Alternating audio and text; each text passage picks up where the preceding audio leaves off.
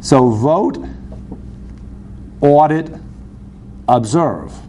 Okay, now I voted, as I always do. I observed. I went in and I watched them recount. This year I went to Westport.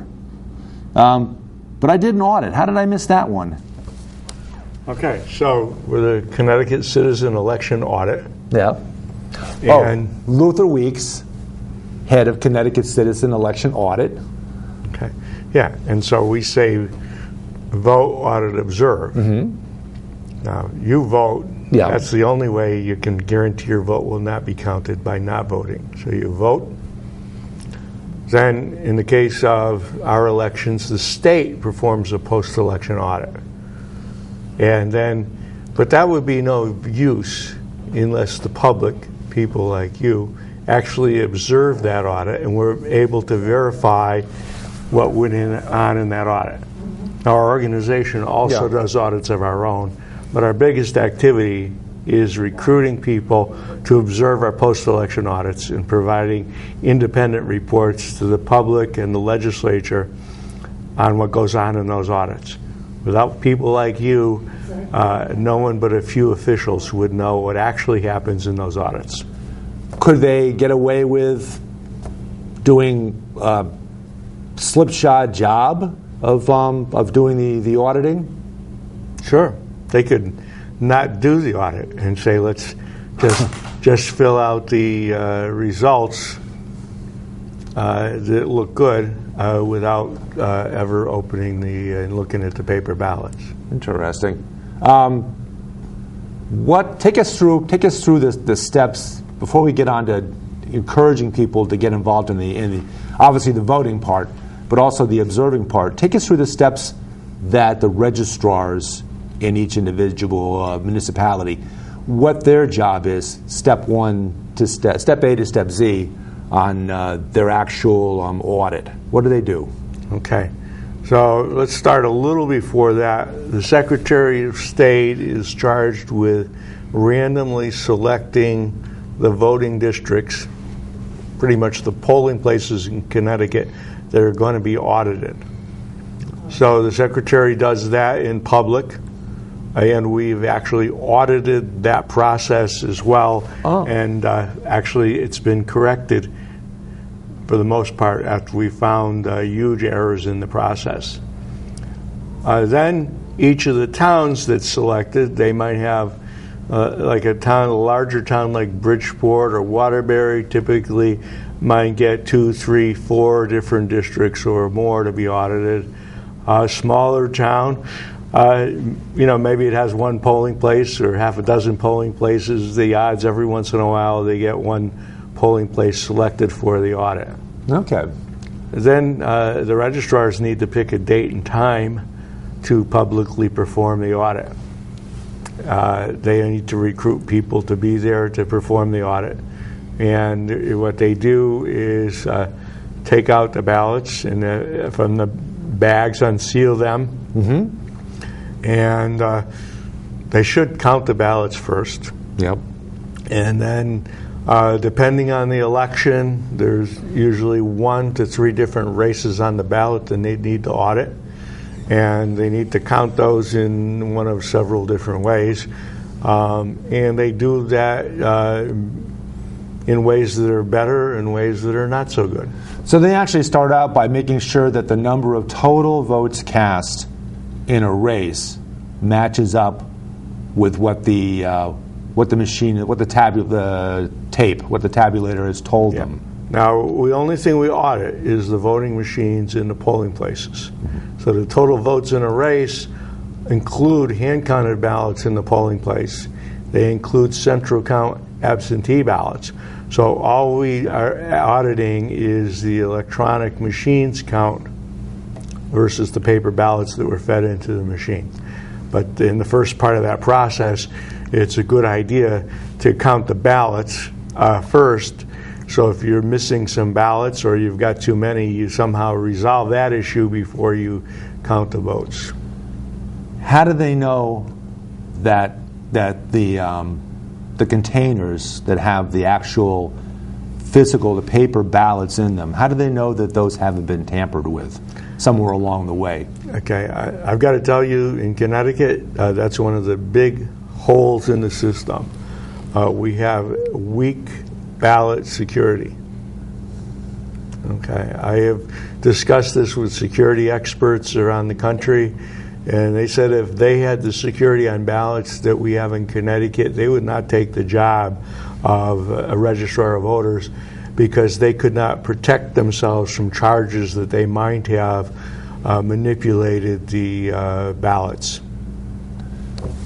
I noticed, and this sort of plays into that. I noticed that the town that I was present to observe the audit, that they had the containers in a closet, a locked closet. Yep. But that locked closet was not in a locked room; it was out in a hallway. Yep.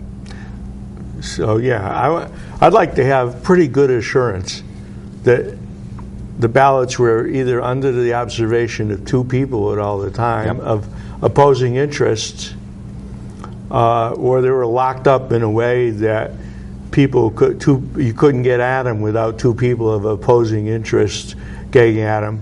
I'd also like to have some kind of a log that I could trust of who went into that room and for what purpose. If we go to other states, they have bigger election jurisdictions like counties. They keep these in real vaults. Some of those have 24/7 video surveillance. Some have guards if they're a big enough vault. People tell me things like that are impossible in Connecticut. But, in my hometown, they used to keep the ballots in an old classroom of a condemned school building. Mm-hmm. I could open the door with a credit card, I believe. And they said that you could never have video surveillance, it's too much. But you go down the hall, and the next room to it in the new building is where they keep their servers. And they have card key access to the server room. Mm-hmm. They have video surveillance on the server room. If I rent the town community center, they have video surveillance to make sure that I don't do damage to it while I rented it, or maybe if there's delinquents come in and do some damage over the weekend. So there are creative ways to do ballot security, but in Connecticut it's not very good. We have these little seals. You have numbered seals, typically on like a canvas case. Mm-hmm. They try to use seals something like that in New Jersey, and 6 times activists demonstrated to courts that the seal protocols were insufficient to protect the voting machines. In what way? In a way that the seals could be removed, replaced, and other skullduggery done such that access could go undetected, and that the seals were insufficient to protect. In amateur, the plastic seals we have are worth about 30 seconds. Mm-hmm. As an amateur, I discovered 3 ways myself that I could defeat those seals. Friends have videos that they've shown of a 4th way that it would be very simple to defeat those seals. So those seals are a nice token, mm-hmm, okay, but they provide very little protection. So the protection really is the physical custody of them by multiple people, putting them in some type of a vault or facility that, let's say, takes 2 keys that are in possession of different people. Mm-hmm. Even better, a third party like the town clerk involved. Yeah. But that's one of our weaknesses. Fortunately, it's also very difficult to take a batch of ballots and make them match a predetermined number. So let's say you were to muck with an election machine and steal X many votes for 1 or 2 candidates. Okay, it's actually quite a challenge to take and get the ballots right. Yeah. So that the ballots match the machine count if you were to, let's say, take some of the ballots away and put other ballots in there. So you'd have to pull the right ones away and replace them with the correctly changed one. So it's not as easy as it sounds. The good news in Connecticut, to counter this, it would be relatively hard to rig and steal a statewide election because we have these 169 towns with a Democrat and Republican registrar in them. The bad news is it actually would be relatively easy to steal a local election, say a referendum that's not audited in any way, that has no pre- or post-election polls. Yeah, and the likelihood of that would be a lot greater because you're only auditing. You mentioned 5% of elections, so there's going to be a lot of local referendums that aren't going to be audited or looked at actually anyway. In the case of a referendum, none are audited. None are audited.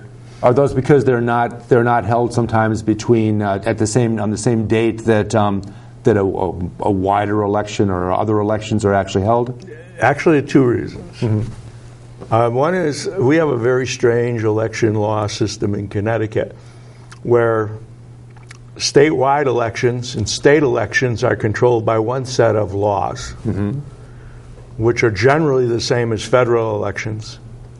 However, local elections, the municipal election when you elect town council, those are partially controlled by state law, but the state has less of a role in those.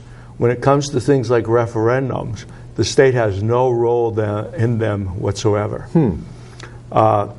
The state has different role in the presidential primary we just had. It's not a federal election. It's a primary sort of run by the state and sort of run by the two parties. So even the federal government doesn't have, there's sort of, it's a strange set of laws for that are unique.